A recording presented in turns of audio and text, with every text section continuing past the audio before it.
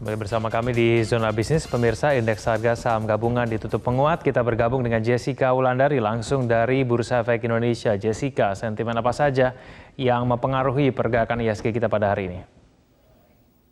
Ya, Egan dan pemirsa, indeks harga saham gabungan sepanjang hari ini bergerak pada teritori positif. Pada penutupan hari ini, IHSG menguat 0,55% di level 6.888 dengan trading value atau nilai transaksi pada sore ini sebetulnya masih tergolong sepi karena hanya masih di kisaran 7,9 triliun. Namun Egan, kalau kita melihat secara sektoral, memang ada beberapa sektor yang mendukung penguatan IHSG.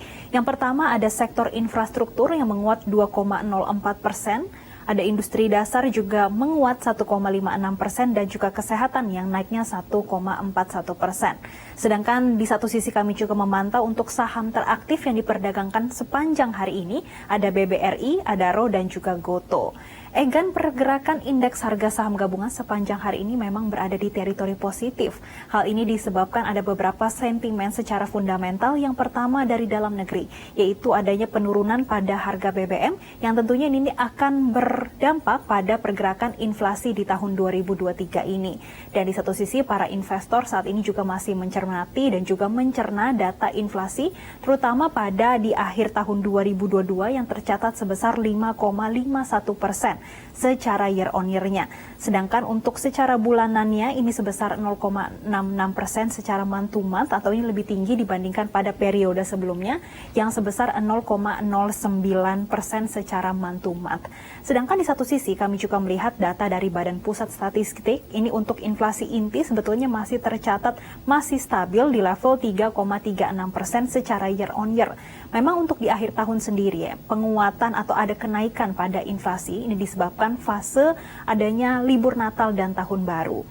Kemudian Egan dan pemirsa, pergerakan indeks harga saham gabungan sebetulnya juga masih dipengaruhi sentimen eksternal yang mana ada pernyataan ini dari IMF Christina Georgieva yang menyampaikan kalau tahun 2023 akan memasuki masa resesi.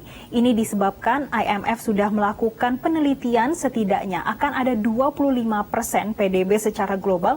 Ini pertumbuhannya kurang dari 2%. Dan tentunya ini membuat pertumbuhan perekonomian di tahun 2023 ini masih dinilai cukup sulit.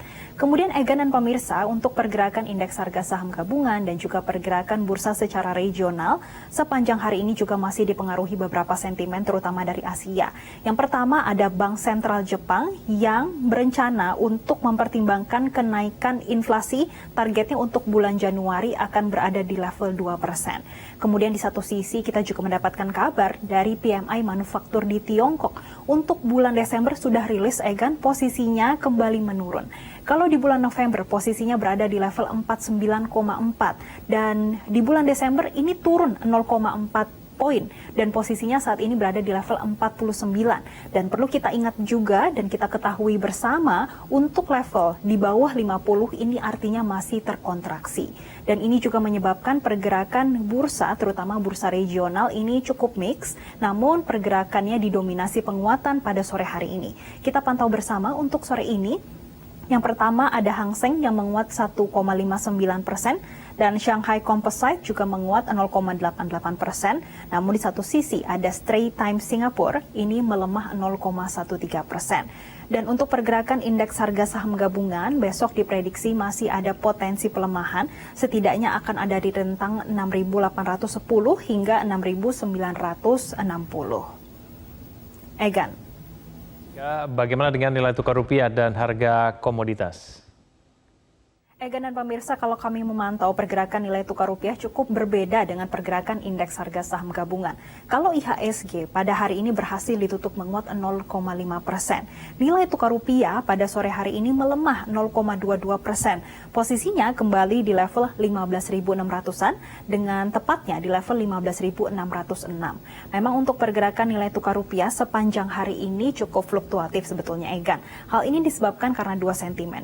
Yang pertama dikarenakan adanya meredanya kekhawatiran penyebaran COVID di Tiongkok. Terutama ada data terbaru ini dari Italia sebagai tempat yang paling banyak dikunjungi oleh wisatawan dari Tiongkok yang menyampaikan kalau tidak terdeteksi wisatawan mancanegara dari Tiongkok yang datang ke Italia ini adanya COVID-19 atau terinfeksi COVID-19.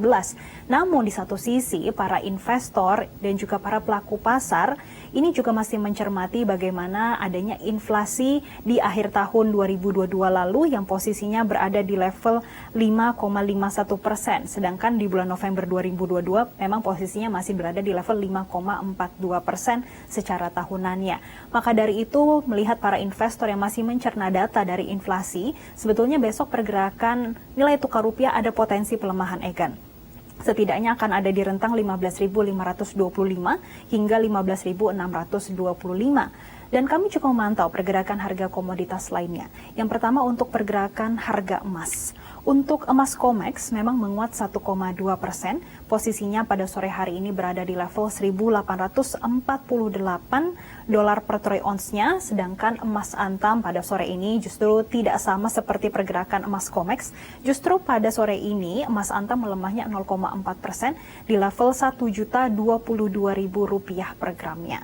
Kemudian kami juga memantau pergerakan harga komoditas lainnya, yaitu pergerakan harga minyak mentah dunia.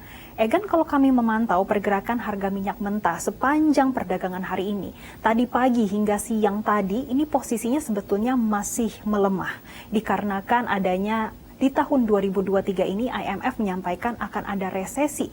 Namun, Egan, kalau kami memantau pada sore hari ini, harga minyak mentah berhasil menguat. WTI ini menguatnya 0,27%, posisinya di level 80,48 dolar per barrelnya. Sedangkan untuk Brent melemahnya 0,19%, maksud kami menguat 0,19% di level 86 dolar per barrelnya. Untuk penguatan harga minyak mentah dunia sendiri ini juga melihat bagaimana optimisme terutama di Tiongkok karena adanya pelonggaran dan juga bagaimana penurunan kasus COVID-19 di Tiongkok. Demikian laporan kami dari Bursa Efek Indonesia. Kembali ke Anda, Ikan. Baik, terima kasih atas informasinya Jessica Wulandari langsung dari Bursa Efek Indonesia.